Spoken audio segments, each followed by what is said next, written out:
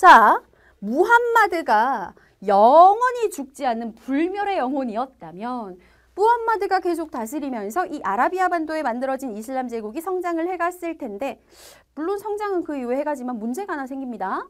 이슬람교를 만든 무함마드는 사람이에요. 사람은 늙으면 죽게 되어 있잖아요. 무함마드는 사람이었기 때문에 결국은 사망합니다. 자, 그렇다면 나라를 엄청나게 큰 나라를 만들어 놓고 지금 죽었어. 무함마드가 죽었으니까 누군가가 그 자리를 계속 이어가야 될 거 아니야. 당시에 만들어진 이슬람 제국에서는요. 나라를 다스리는 존재가 좀 뭔가 특별해요. 다른 나라들하고 다른 게 그냥 왕이 아니야. 정치적으로 나라를 다스리는 지배자이자 이슬람교라는 종교의 최고 지도자잖아.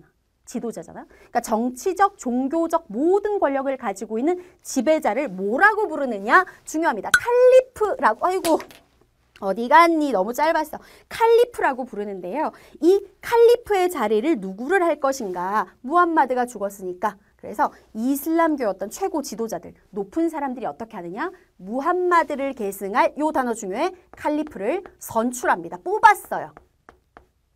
이렇게 칼리프를 뽑았던 시대가 한 30년 정도 이어집니다. 이 시대를 정통 칼리프 시대라고 얘기하는 거죠.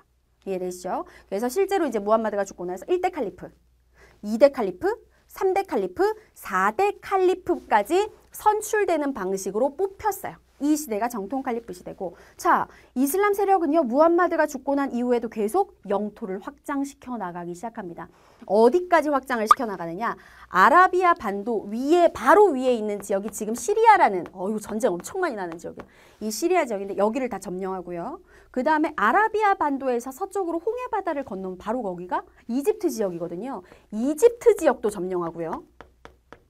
그 다음에 앞에서 배웠었지. 사산왕조 페르시아 우리 배울 때 이슬람 제국에 의해서 7세기에 멸망당한다 했잖아요. 그 얘기예요. 사산왕조 페르시아까지 점령하면서 영토를, 이슬람 제국의 영토를 엄청나게 확장해요. 근데 이들이 이렇게 빠르게 성장을 할 수 있었던 이유가 무엇이냐면 단순히 그냥 전쟁을 해가지고 이겨서 성장을 했다기보다는 사람들이 이슬람교를 빠르게 받아들일 수밖에 없게 합니다. 이슬람교로 종교 바꾸면 니네들 세금 까줄게 라고 하는 거지. 사실 먹고 사는데 사람들에게 세금을 얼마나 내느냐는 되게 큰 문제잖아요. 근데 이슬람교를 믿기만 하면 종교를 바꾸면 세금을 깎아준대. 그럼 사람들의 입장에서는 별로 어려운 일이 아니지. 그래서 사람들이 이슬람교 받아들이자 이렇게 된 거지. 그러면서 어마어마하게 빠르게 이슬람교는 주변 지역으로 전파되어 나가기 시작했습니다. 자, 그러다가 사건이 하나 터졌어. 방금 1대에서 4대까지의 칼리프를 뽑았다라고 했잖아요. 회의를 해가지고. 그런데 4대 칼리프가 이름을 외워야 되는 건 아니야. 알리라는 사람이었는데 이 4대 칼리프인 알리라는 인물을 우마이야라는 성을 쓰는 우마이야 가문, 그러니까 우마이야 집안인데 우마이야 가문에서 이 알리를 죽여버렸어요. 자신의 집안에서 칼리프 자리를 차지하고 싶었던 거지. 그래서 알리를 살해한 이후에 우마이야 가문에서 그때부터 칼리프 자리를 어떻게 하느냐, 한 90년 동안 세습을 합니다. 자, 선출과 세습은 완전 다르죠.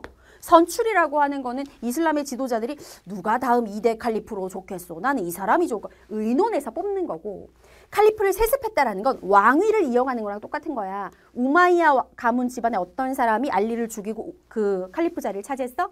그 다음에 자기가 나이가 들면서 자신의 아들에게 칼리프 자리를 물려주는 거죠. 왕하고 똑같죠. 오히려 왕보다 권력이 더 셌겠죠. 이렇게 칼리프를 세습한 시대가 바로 우마이야 왕조 시대. 자, 한 90년 정도 이어지는데요. 우마이야 왕조 시기에도 이슬람 제국은 계속해서 확장되어 갑니다. 실제로 우마이야 왕조 90년이 이어지는 동안 이 이슬람 제국의 영토가 어마어마하게 더 많이 확장이 됐었어. 그거까진 좋은데 당시에 이 칼리프 자리를 우마이야 집안에서 세습을 할 때 이슬람 세력이 분열이 돼요. 의견이 나뉘어져요. 지금 원래 칼리프를 죽이고 지금 우마이야 가문이 어쨌든 칼리프 자리를 뺏은 게 돼버렸잖아. 그러면서 이슬람 세력 안에서 누가 칼리프의 자리를 차지하는 게 옳은가를 놓고 편이 갈라진 거지. 자, 먼저 한쪽은 뭐라고 주장하느냐? 우리 종교를 만드신 분이 무함마드니까 무함마드의 집안, 즉 무함마드의 혈통만이 칼리프 자리를 차지할 수 있다라고 주장하는 세력이 있었는데 그들을 시아파라고 불러요. 시아파. 무함마드의 혈통이어야만 해. 칼리프가 되려면. 이거고, 그 다음에 또 하나의 세력은 뭐라고 주장하느냐? 아니야. 어떻게 무함마드의 혈통만 칼리프가 될 수가 있어. 누구든 진정 알라신을 섬기면서 능력이 있고 그 다음에 자질이 되면 칼리프가 될 수 있어? 라고 주장하는 세력을 우리는 수니파라고 불러요.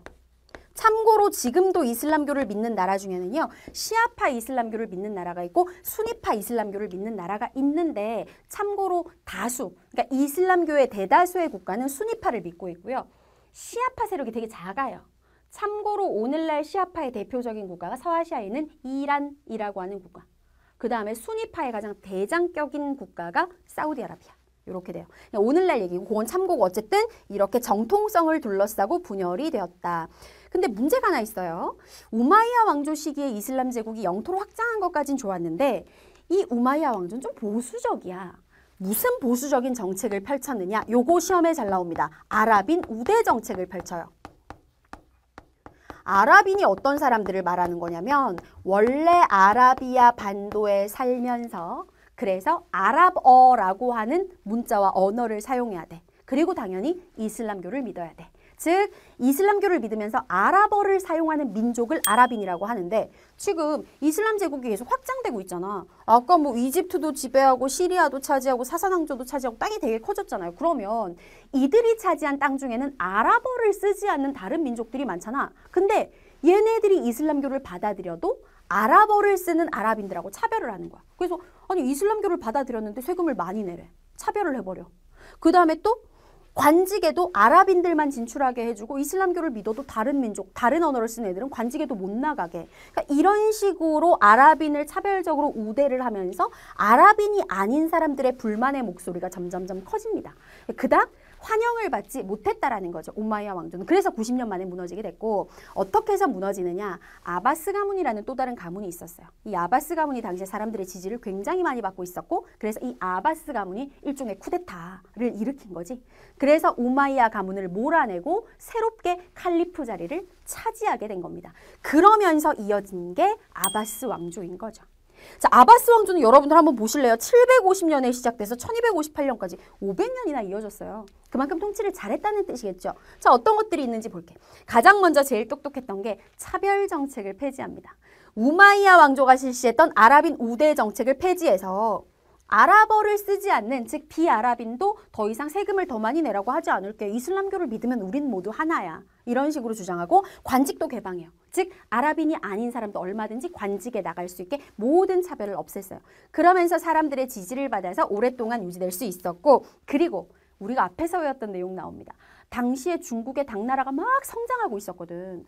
당나라가 이슬람 제국이 있는 지역까지 쳐들어온 거야. 그래서 아바스 왕조하고 부딪힙니다. 중앙아시아에 탈라스라는 강이 있었어요. 여기서 큰 전투가 벌어지죠. 그 전투를 우리는 무엇이라고 한다? 751년에 일어난 탈라스 전투라고 하는데 이 탈라스 전투에서 우리가 중국 할 때 배웠죠. 당나라는 패배하면서 그때부터 쇠퇴하기 시작했고 아바스 왕조가 승리를 하게 됩니다. 전쟁이라고 하는 건 물론 치고받고 죽이고 죽고 하는 거지만 어쨌든 서로 접촉을 시켜주기 때문에 전쟁이 끝나면 서로 문화 전파가 되게 많이 되거든요. 탈라스 전투가 끝나고 나가지고 당시 전 세계에서 종이를 제일 잘 만드는 게 중국이었어. 종이 만드는 기술이 제지술이잖아요. 이 중국의 제지술이 서아시아 지역으로 전해집니다. 이런 변화가 있었고 그 다음에 동쪽의 중국과 서쪽 유럽까지 교역하는 길 원래 당나라가 차지하고 있었는데 탈라스 전투에서 지금 당나라가 졌잖아. 누구 차지가 된 거야? 아바스 왕조 차지가 된 거지. 동서교역로를 아바스 왕조가 차지하면서 어마어마하게 무역으로 떼돈을 벌기 시작해요. 이 아바스 왕조의 수도가 너무나 중요한 도시 시험에서 잘 나오는 바그다드라는 도시고 이 바그다드는 그때부터 국제적인 도시 정말 뭐 얼굴 하얀 백인부터 해가지고 중국 사람들도 들어오고요. 온갖 나라 사람들이 왔다 갔다 교류하는 국제 도시로 성장을 하죠. 그러다가 나중에 결국 어떻게 멸망하게 되느냐.